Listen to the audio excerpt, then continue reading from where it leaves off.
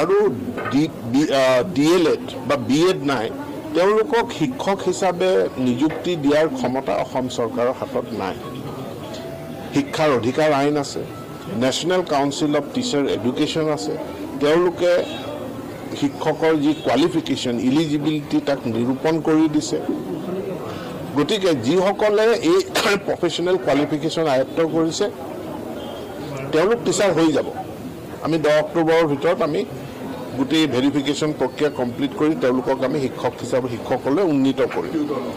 যিসকল টিউটৰে professional qualification আয়ত্ত কৰিছে যিসকলে আয়ত্ত কৰা নাই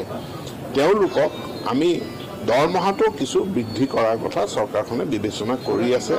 প্ৰাধিকৰণৰ এখন সংশোধনী আইন অক্টোবৰ মাহত এছেম্বলি বিধানসভা বহিব তাতে এখন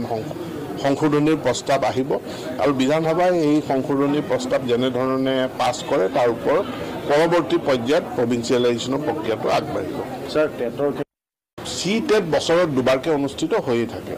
যিটো CBSE পাতে CTET বিভিন্ন ভাষাৰ কাৰণে এটো বছৰত দুবাৰ অনুষ্ঠিত হৈয়ে থাকে গতিকে আমি যিসকল প্ৰাৰ্থী আমি প্ৰাৰ্থীসকলক আহ্বান জনাইছো যে আপোনালোকে CTET এপিয়াৰ কৰক নহলে কি হয় এটা অযথা বিতৰ্ক হৈ যায় যেতিয়া আমি আসাম টেট পাতো একাংশই আহি পেলাই আমাক কয় যে অকল আসামত অসমত ল'ব CTET নল'ব CTET খিনি হাইকোৰ্টত যায় গতিকে টেট এটাই হওক সেন্ট্ৰেল গভৰ্ণমেণ্টে যিটো টেট পৰীক্ষা পাতে সেই পৰীক্ষাটোতে হবে বিভিন্নজনে তাত অংশগ্ৰহণ কৰি আছে পাছ কৰিছে সেইমতে আবেদনো কৰিছে গতিকে টেটক লৈ পেলাই